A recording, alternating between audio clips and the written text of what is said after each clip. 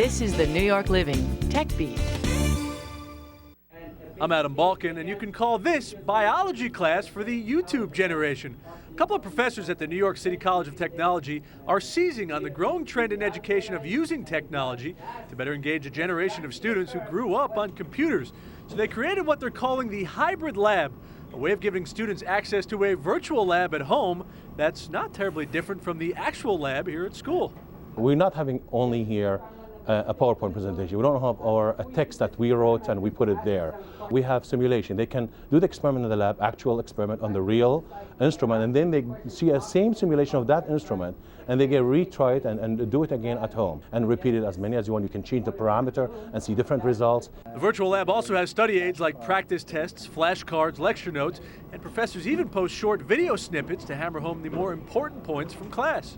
And giving students access to a virtual lab also gives them hands-on access, in a way, to equipment they normally wouldn't have access to in their real-world classroom. Our students do not have access to MRI or X-rays over here. I could show them, I could say like, this is the patient, we're going to look at this patient, and you're going to play the role of a nurse, and that's your patient. Let's take this patient to MRI, let's take the X-ray, and so forth. So they could actually play around, role play with the patients. Students can even dissect virtual human cadavers. Much of the software used in the hybrid lab is commercially available. The professors simply pick the titles that work best for their purposes and customize them for their lessons. Students say that makes it much easier than going out and finding virtual study aids on their own. Yeah, it definitely makes it more interesting. It's a little bit easier to learn when you see everything.